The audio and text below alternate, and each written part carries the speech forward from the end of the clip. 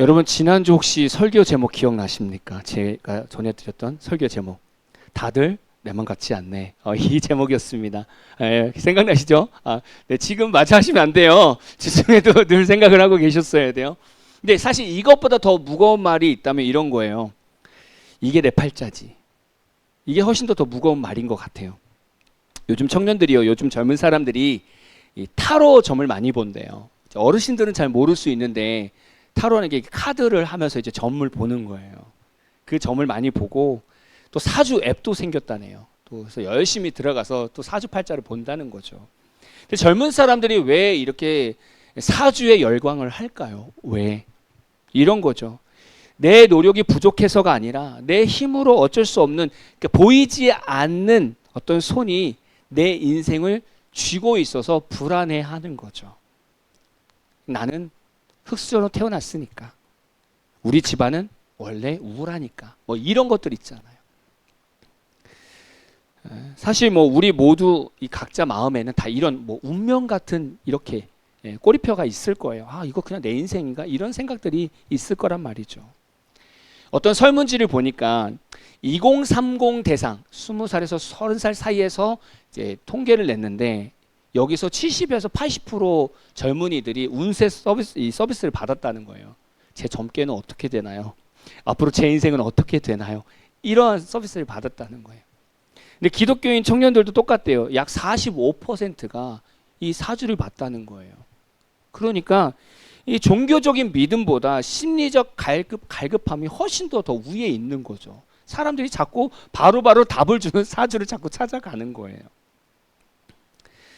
요즘 사람들이 왜 이 점수 앞에 열광할까? 이런 것 같아요. 내 탓이 아니야 라는 마음을 얻고 싶은 거예요. 이런 거죠. 취업난도 있고 여러 가지 경제적인 어떤 불안함 속에서 고통받는 이 젊은이들에게 이 역술가들은 뭐라고 얘기하냐면, 네가 부족해서가 아니야. 아직 운이 잠시 막혀 있을 뿐인 거야. 이 얘기를 듣고 싶은 거예요. 이 얘기. 그러니까 이거예요. 내 인생이 풀리지 않는 게 내 잘못이 아니구나. 부모를 잘못 만난 거 환경이 아니었구나. 이렇게 위로를 삼고 싶은 거였던 거죠. 그래서 거기서 자꾸 사주를 보는 거예요. 또 이들이 자꾸 사주를 보는 이유가 삶의 방향성을 정하는 데 도움이 된다는 거예요.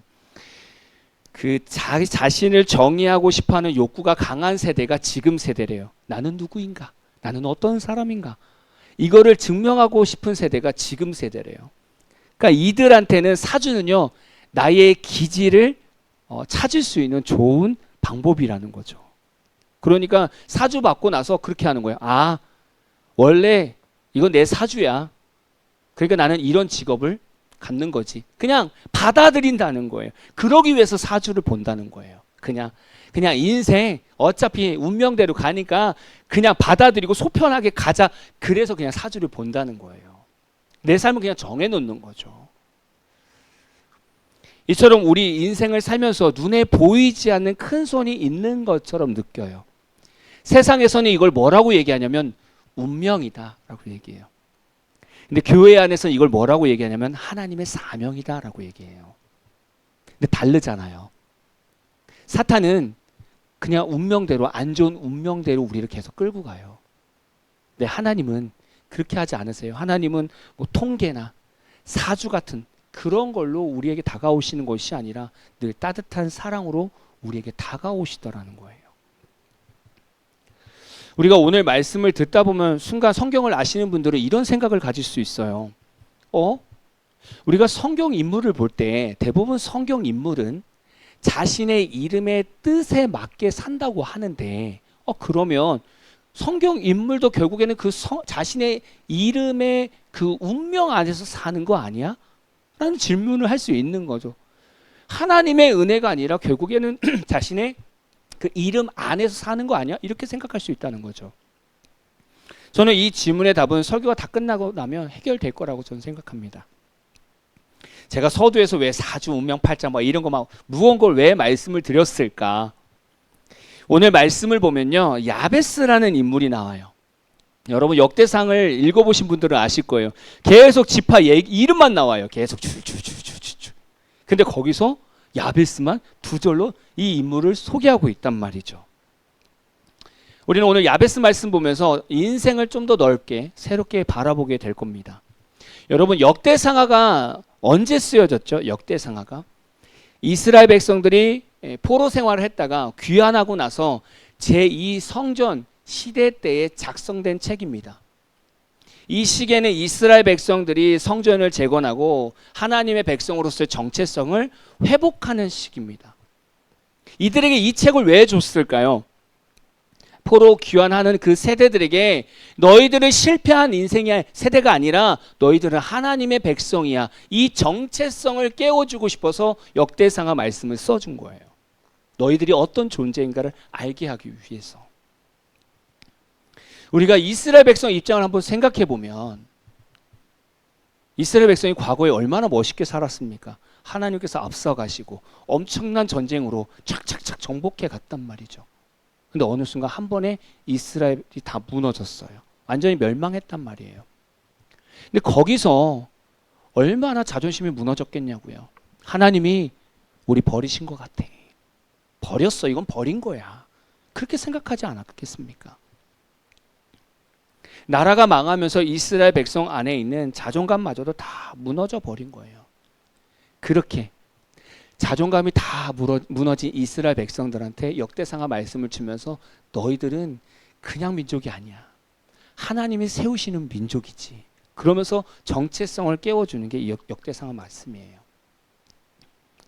때로는요, 저는 각 가정에 이 역대상하 말씀의 은혜가 있어야 된다고 봐요. 이게 무슨 얘기냐? 때로는 남편이 이렇게 일하다 보면 지치고 자신의 그 무능함을 보면서 힘들어할 때 그때 아내는 역대상하 말씀을 들어야 돼요. 여보, 왜 이리 주눅 들어 있어? 당신은 하나님의 전능하신 하나님의 아들이야. 그러니까 세상에서 기죽지 마. 하나님께서 반드시 일으키실 거야. 이렇게 옆에서 그리스도의 정체성을 일깨워 주는 거예요. 반대로 아내도 힘들 때가 있잖아요. 양육하랴, 집안일 하랴, 일하랴 너무 힘들잖아요. 여자들도 하고 내 팔자야. 내가 뭘 죄를 졌다고. 일도 하고 양육도 하고 집안일도 하고 너무 지친다. 이렇게 얘기할 때 남편이 그때 역대상하 말씀을 드려야 된다는 거죠. 여보, 당신이 이 가정에 화평케 하는 통로잖아. 하나님이 당신을 통해서 이 가정을 믿음의 가정으로 세우고 있잖아. 그러니까 여보, 다시 한 번만 힘내자. 이렇게 권면해 주는 거죠. 그게 은혜의 말씀인 거고 우리 정체성을 깨워주는 거예요. 우리 자녀들도 마찬가지입니다. 공부하다 보면 현실의 장벽을 부딪히잖아요. 아무리 노력해도 넘을 수 없는 실력이 있단 말이죠. 그럼 그들도 똑같아요. 엄마, 이렇게 밤새도록 기도하면 뭐하냐고.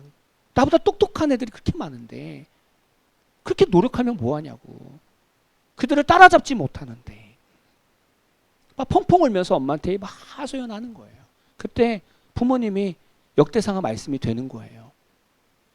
딸아, 너는 하나님의 자녀야. 지혜의 근본이 하나님이고 비전과 사명을 주시는 분도 하나님이시잖아. 그러니까 너는 최선만 다하면 돼. 이게 역대상하 말씀 같은 느낌인 거죠. 그러니까 여러분이 그런 역할을 삶 속에서 감당해야 되는 거죠. 자, 이렇게 보면 포로 생활을 하다가 귀환한 이스라엘 백성들에게 이 역대상하는 자신의 정체성을 찾아주는 귀한 말씀이라는 거예요. 거기에 야베스라는 인물이 등장하게 됩니다. 야베스를 막 조사하는데 야베스를 찾아보니까 어떤 시기에 있었던 인물인지는 모르지만 많은 학자들이 야베스는 가나안 정복 시기의 인물이다라고 얘기도 해요. 아니면 살짝 지난 시기의 인물이었다라고 얘기를 해요. 그렇다고 한다면 가나안 시기나 살짝 지난 시기에 야베스가 태어났다고 한다면 그러면 이스라엘 백성들의 삶이 아직 완전히 정착이 안 됐던 시기에 야베스가 태어난 거예요.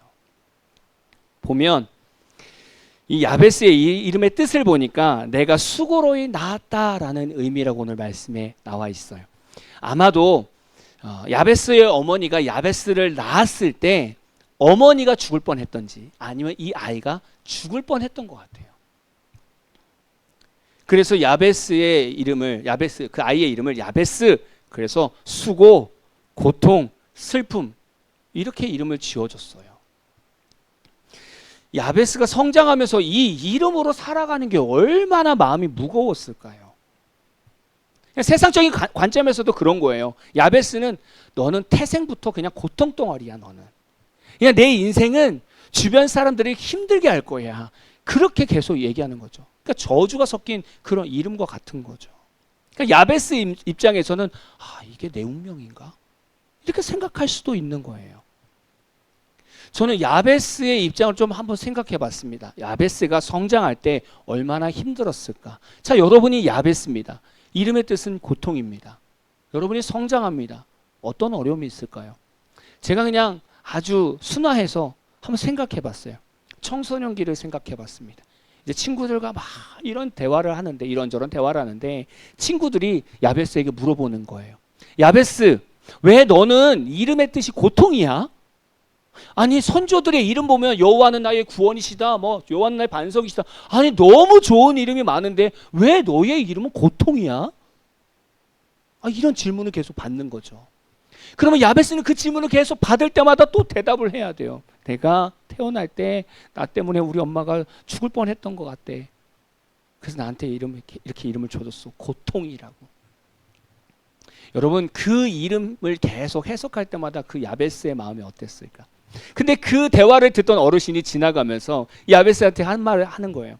야베스, 야, 우리가 가나안 땅 정복 전쟁할 때 얼마나 힘들었는지 아니? 야, 왜 힘든지 알아? 야, 우리가 광야 생활 40년을 돌았거든.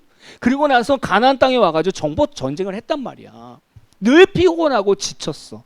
근데 그때 네가 태어난 거야. 아니, 순풍순풍 태어나면 얼마나 좋냐. 근데 너 때문에 네 엄마가 죽을 뻔했어. 근데 엄마만 힘든 게 아니야. 그걸 지켜보는 우리도 얼마나 힘들었는지 몰라.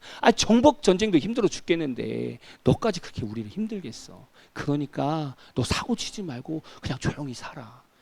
이름답게 다른 사람한테 고통 주지 말고. 여러분, 만약에 주변에 있는 사람들이 야베스한테 그렇게 얘기한다고 생각해 보세요. 살만 나겠습니까? 살맛 없죠. 아니, 허구 많은 이름 중에 고통이 뭐냐고요. 고통이. 야베스는 그 인생 안에서 살아오더라는 거죠. 여러분, 우리도 지난 날을 생각해 보면 참 힘든 시간들이 있었습니다. 생각해 보면 우리 예전 우리 어르신들을 보면 힘든 시기들을 겪었잖아요. 뭐 일제 강점기라든지 6.25. 그 시간을 지나면서 보릿고개라는 엄청난 가난을 이겨내야만 했었습니다. 근데 그렇게 어려운 시기에 우리 부모님들이 자녀들에게 좋은 말도 해주고 용기를 주는 말을 해주시면 얼마나 좋았을까요? 근데 삶이 얼마나 고달픈지 그때 어르신들은 애들도 무시하기도 했고 또 애들한테 막말하기도 했습니다. 뭐 이런 거죠. 야, 엄마 아빠가 얼마나 힘들게 일하는데 야, 너라도 그냥 그러니까 앉아서 공부하는 거 그것도 못하냐? 아니, 네 일 그거 하나 제대로 못하냐? 야, 옆에 개똥이는 1등 한단다. 옆에 소똥이는 3등 한대. 아니, 그럼 너는 뭐 하냐? 아니, 엄마 아빠 힘들게 일하는데 너라도 조금 엄마 아빠 걱정 안 끼쳐드리면 좋지 않냐? 이런 얘기를 막 듣는 거죠. 그럼 이 아이가 얼마나 마음이 힘들겠습니까? 자기 나름대로 열심히 사는데 열심히 공부하는데 성적이 안 오르는 걸 어떻게 해요? 근데 어떤 엄마는 그런 거예요. 여러 가지 일 때문에 마음이 힘들면 자식들 보면서 어이구, 저걸 낳지 말았어야 돼. 저걸 낳지 말았어야 내가 오늘 평안하지. 이 얘기를 자녀들이 계속 듣는다고 생각해 보세요. 그 아들이 그 아들과 딸이 제대로 크겠습니까? 또 어떤 가정은 아버지가 술을 먹을 때마다 그냥 엄마를 때리는 거예요. 근데 엄마만 때리는 게 아니라 때리다가 지치면 이제 자녀들도 계속 때리는 거예요. 여러분, 자녀들 마음속에 어떠한 아픔이 있겠냐고요. 내가 가정을 꾸리면 내가 자랐던 그 가정처럼 그렇게 만들까 봐, 내가 다른 사람들이 힘들까 봐 늘 두려움 가운데 사는 거죠. 여러분, 우리는 이런 집안에서 자란 분들이 정말 많아요. 옛날 분들 보면. 여러분, 이런 삶에서 어떻게 온전한 정체성이 세워지겠습니까? 야베스도 똑같은 거죠. 우리도 어쩌면 눈에 보이지 않지만 야베스처럼 고통이라는 꼬리표가 계속 우리 인생에 붙어 있었을 거예요. 똑같이. 야베스도 상황적으로 보면 그냥 자신의 이름에 맞춰서 그냥 살아가야 될 것 같은 마음이 있을 거예요. 남들에게 제발 고통만 주지 말자. 그냥 노심초사 늘 이렇게 살았을 수도 있죠. 다른 사람들한테 불편 주지 말자. 이거 얼마나 불편한 인생입니까? 왜냐하면 이런 거죠. 하나님의 백성은 그 이름 자체에 정체성의 기능이 있잖아요. 그러니까 이름대로 산다라고 얘기하잖아요. 그러니까 야베스도 부담이 되는 거죠. 근데 오늘 말씀 보니까 놀라운 인생 반전의 드라마가 있습니다. 보통 성경 인물들이 자신의 이름의 뜻에 맞게 살거든요. 아니면 그것보다 못 살죠. 근데 야베스는요, 자신의 인생을 뒤집는 엄청난 기도를 하게 됩니다. 저는 야베스의 기도를 보면서 여러분 인생이 바뀌고 싶습니까? 그러면 야베스의 기도를 해보십시오. 한번 볼까요? 먼저는 기도에 대해서 한번 생각했으면 좋겠어요. 저희 3월달이 기도를 재건하는 달인데 여러분 기도가 뭡니까? 제가 생각해 보니까요, 기도는요 인생의 반전 드라마를 쓸 수 있는 힘이 있습니다. 네, 기도 앞에서 바뀔 수 없는 일은 없어요. 다 바뀝니다. 우리가 하나님을 찾지 않는 거지 하나님을 찾으면 우리 인생은 반드시 변하기 시작합니다.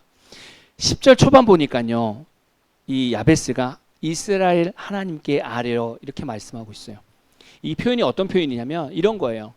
야베스가 이 가나안 땅에 가서 주변에 있는 제국의 신들을 의지하지 않고 출애굽을 시켜주시고 이 가나안 땅을 정복시켜 주시는 그 하나님을 오직 소망하면서 간구하는 그 의미가 있는 거죠. 그러니까 야베스가 다른 신을 의지하지 않고 하나님을 의지했다라는 뜻입니다. 우리의 기도는요 하나님을 찾는 것부터 시작입니다. 여러분 기도는 다른 거 아니에요. 여러분이 길을 걸을 때나 집을 나설 때 하나님 이렇게 입을 이렇게 뛸 때부터 이미 기도가 시작되는 거예요. 그때부터 하나님은 여러분 그 기도에 귀를 기울이신다는 거예요. 더 놀라운 건 뭔지 아십니까? 여러분이 기도를 시작할 때부터 여러분 마음속에는 믿음이 일어나기 시작합니다. 하나님을 향한 믿음이. 그래서 기억하셔야 돼요. 기도하지 않으면 우리 안에서 믿음의 역사는 일어날 수 없다. 근데 반대로 기도하면 믿음의 역사는 반드시 일어난다. 여러분 야베스가 하나님께 그냥 대충 부르짖었을까요? 아니 바꾸실 거면 바꾸시고 말 거면 말고 이렇게 했겠냐 이거죠. 지금 자신의 이름, 고통이라는 그 이름에 갇혀 사는 것이 얼마나 힘들겠습니까? 그거를 완전히 바꾸고 싶은 거예요. 그러니 얼마나 하나님을 찾겠습니까? 부르짖겠습니까? 근데 우리의 기도를 한번 돌아봤으면 좋겠어요. 때로는 우리의 기도가 우리의 환경과 우리의 상황에 갇혀 있더라는 거예요. 그냥 잘 생각해 보면 우리가 생각할 때 이건 안 바뀌어. 이건 안 바뀔 거야 라고 정해버리면 거기에 대해서는 기도하지 않아요. 그 부분에 대해서는 기도하지 않아요. 네, 그게 갇혀 있는 거잖아요. 야베스 그 고통의 삶에 갇혀 있는 거예요. 근데 야베스는 그게 싫다는 겁니다. 그래서 기도하는 거예요. 기도는 모든 것을 바꾸고요, 모든 것을 새롭게 하는 힘이 있습니다. 그래서 우리가 자꾸 기도하자고 하는 거예요. 여러분 야베스가 어떤 기도를 했는지 한번 보세요. 첫 번째 야베스는요 복의 복을 더해달라고 기도했습니다. 어떻게 보면요 욕심꾸러기 같잖아요. 진짜 얘 욕심 많네. 와 복을 받는데 또 복을 달라고 하니까. 근데 아니에요. 근데 물론 개정개혁에서는 그냥 복을 주시려거든 이렇게 얘기하지만 이게 히브리 원어로 보면 복복이 겹쳐서 있는 거죠. 복에 복을 더하사. 이 얘기는 그거예요. 탐욕이 아니에요. 더 돈 주세요. 이 얘기가 아니에요. 돈에 돈을 주사. 이 얘기가 아니에요. 이거는요. 자신의 고통스러운 인생을 없애고도 남을 하나님의 생명력을 나에게 주옵소서라고 기도하는 거예요. 완전히 우리가 생각하는 것과 다른 방향이에요. 세상이 주는 저주를 하나님의 복으로 덮겠다는 거예요. 그동안 자라면서 야베스라는 이름의 의미 때문에 이 사람이 얼마나 마음이 늘 무거웠겠냐고요. 그 인생으로 더 이상 살고 싶지 않은 거예요. 근데 이걸 바꿀 수 있는 방법은 다른 거 없는 거예요. 그 이름 위에 계신 하나님이 덮어주면 되는 거예요. 그래서 그걸 구하는 거예요. 복의 복을 더하여 주옵소서라고. 마치 이런 거죠. 하나님께서 내 삶의 의미를 뒤집어서 하나님의 삶의 의미를 내 삶에 채워주옵소서. 이렇게 기도하는 거예요. 내 것은 중요하지 않습니다. 하나님의 삶의 의미가 더 중요합니다. 그러니 저는 지금 하나님의 그 의미로 채워지고 싶습니다라고 기도하는 게 복의 복을 더하사 이건 거예요. 여러분 인생에 정말 이 반전 같은 드라마를 원하십니까? 그러면 이렇게 기도하세요. 하나님 복의 복을 더하여 주옵소서. 이게 뭐냐면 세상은 어렵다, 안 된다 하시면 하나님이 하시면 되잖아요. 세상은 안 된다고 하면 안 되는 거지만 하나님이 하신다고 하면 되는 거잖아요. 제 인생이 그렇게 되게 해주세요. 이게 복의 복을 더하사예요. 여러분 우리가 기도를 왜 할까요? 하나님께 우리가 왜 기도할까요? 기도는 세상의 방식에 우리가 수긍하기 위해서 기도하는 것이 아니에요. 기도는 세상의 방식을 뒤집어서 하나님의 방식에 수긍하기 위해서 기도하는 거예요. 근데 우리는 세상의 방식에 많이 갇혀 있어요. 그래서 기도를 많이 해야 돼요. 갇혀 있기 때문에. 두 번째 야베스는요, 나의 지경을 넓히는 기도를 했습니다. 하나님 저의 지경을 넓혀 주십시오. 이렇게 기도했어요. 이거는요, 뭐 정복식이라고 얘기한다면 무슨 부동산을 더 달라고 기도하는 게 아니에요. 하나님 저 땅 좀 많이 주세요. 이렇게 기도하는 것이 아니라 이 당시의 지경은요, 사람의 영향력과 사명의 범위를 의미합니다. 사명이 크고 영향력이 클수록 많은 지경을 맡겼다는 거예요. 그러니까 야베스는 이렇게 말하는 거예요. 고통 속에 갇혀 내 몸 하나 건사하기 어려운 그런 인생이 아니라 나로 인해서 타인에게 선한 영향력을 끼칠 수 있는 넓은 삶의 터전을 저에게 허락하여 주옵소서라고 기도하는 거예요. 자기 인생이 완전히 반대되는 인생을 강구하고 있는 거예요.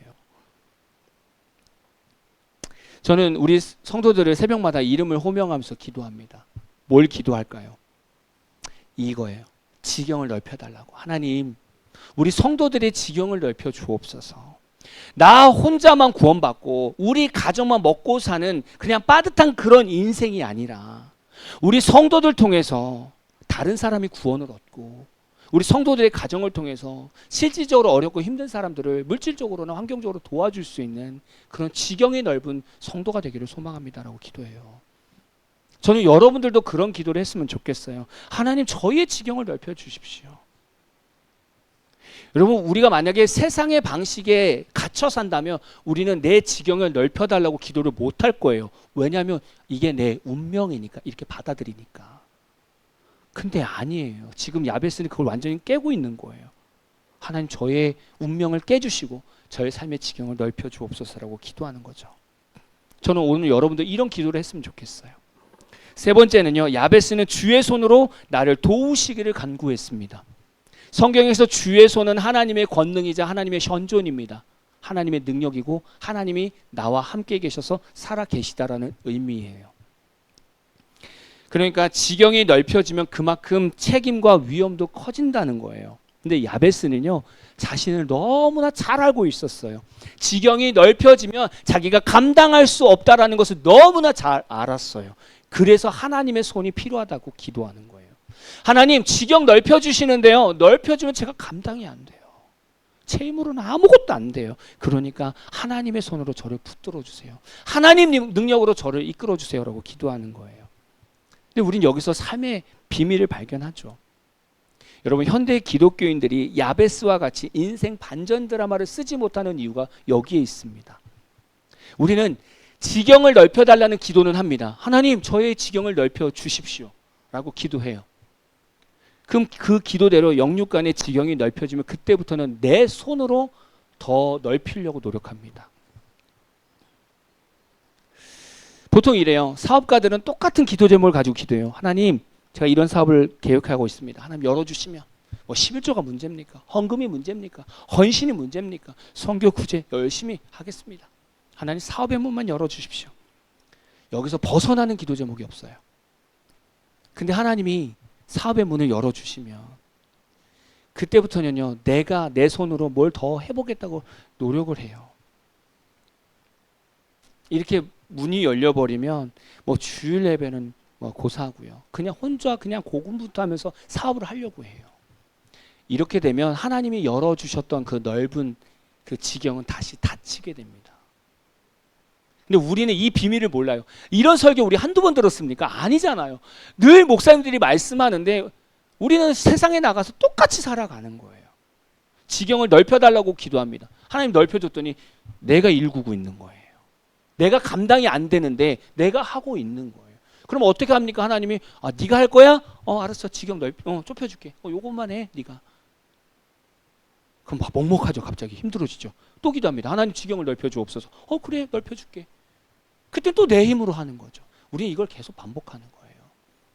맡기라니까요. 하나님께 맡겨야 돼요. 하나님 제 지혜로 안 됩니다. 제 생각으로 안 됩니다. 제 판단으로 안 됩니다. 매번 하나님께 기도하는 삶이 있어야죠. 그거예요. 그게 주의 손을 붙드는 겁니다. 마지막 네 번째는요. 야베스는 환난을 벗어나 내게 근심이 없게 하옵소서라고 기도했어요. 여기서 근심이라는 말은 고통이라는 단어의 어근을 사용해요. 같은 거라는 거예요. 그러니까 야베스가 이런 기도를 하는 거예요. 제 이름처럼 고통이 저를 지배하지 못하게 하옵소서. 멋있는 기도 아닙니까? 하나님, 제 이름의 뜻이 고통이지만 그 이름에 갇혀서 그 이름이 이끄는 대로 그렇게 살지 않게 하옵소서. 그냥 하나님이 저에게 새 삶을 불어넣어 주셔서 저는 하나님과 함께 전진하고 싶습니다. 이렇게 기도하는 거예요. 우리가 주어진 환경을 수긍하고 세상에 끌려다닌다면 우리는 여전히 야베스와 같이 이 고통이라는 이름표를 계속 끌고 다닐 거예요. 하나님은 성도들이요 고통이라는 그 삶에 머물러 있기를 원하지 않으세요. 그 과거의 나에 대해서 머물러 있기를 원하지 않는다고요. 과거의 나. 앞에서도 말씀드렸지만 우리 생각에 우리 기독교인들 우리 생각해 보세요. 세상 방식에 여러분 얼마나 많이 나왔습니까? 세상 방식에서 얼마나 많이 벗어났습니까?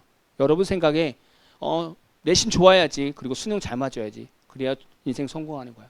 좋은 대학교에 가서 좋은 회사 가야지. 그래야 인생 성공하는 거예요.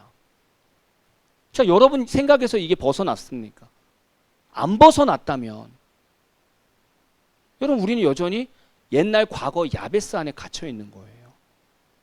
갇혀 있는 거죠. 우리 가치관이 거기에 있는데 세상 가치관이 거기에 있는데 그렇다고 한다면 야베스가 못하려 이렇게 기도합니까? 그냥 고통이라는 이름 가지고 그냥 살죠. 그냥 그 인생대로 살죠. 근데 야베스는 그 인생을 깨버린단 말이에요. 하나님, 저는 제 이름대로 다른 사람한테 고통을 주고 싶지도 않고요. 저한테 고통스럽게 하고 싶지도 않고요. 저는 저 혼자만 간신히 사는 인생이 아니라 저는 제 이름 위에 계신 그 하나님을 만나서 하나님이 제 이 인생의 지경을 넓혀주시고 그것을 감당할 수 있는 늘 힘을 더해 주셔서 하나님 저는 이 인생을 뛰어넘는 인생을 살고 싶습니다. 야베스는 이렇게 기도하는 거예요. 여러분 한 주간 동안 여러분이 힘들게 하고 있는 주제가 뭡니까? 결국엔 나예요. 나. 그것도 어떤 나예요? 과거 야베스의 나. 그냥 옛날 기도하기 전에 나. 다른 사람들이 아이고 고통. 아이고 자기 엄마를 힘들게 했던. 이 과거의 나가 결국엔 현실에 우리를 힘들게 만드는 거 아닙니까? 근데 하나님이 원하시는 건 뭐라고요? 아니야. 너희들이 태어나고 살아오고 그 환경 나에게 중요하지 않아. 나는 그 위에 있는 하나님이니까. 저는 여러분들이 이 하나님을 믿고 믿음으로 선포했으면 좋겠어요. 한 주간 동안 여러분이 지경이 넓혀졌으면 좋겠어요. 그리고 넓혀졌으면 여러분이 감당하는 것이 아니라 하나님, 늘 하나님의 능력이 필요합니다라고 기도했으면 좋겠어요. 그리고 과거에 여러분에게 묶이지 마세요. 늘 말씀드리지만 묶이지 마세요. 하나님의 생명력이 여러분을 덮어주시면 끝나는 거예요. 끝이에요. 끝. 저는 이 하나님을 계속 선포하고 있거든요. 저한테도 필요하니까. 이 교회도 필요하니까. 오늘 이 말씀을 기억하면서 다시 한번 우리가 하나님 앞에 나왔으면 좋겠어요. 하나님 앞에서는요 정해진 인생이 없어요. 하나님 앞에서는요 불가능한 일이 없다고요. 여러분 더 놀라운 건 뭔지 아십니까? 예수님께서 우리의 모든 야베스를 모든 고통을 다 짊어지고 십자가에서 죽으시고 부활하셨어요. 그리고 우리에게 새 생명을 주셨단 말이죠. 우리 그 주님을 오늘 믿으며 기도하며 나아가기를 진심으로 축복합니다.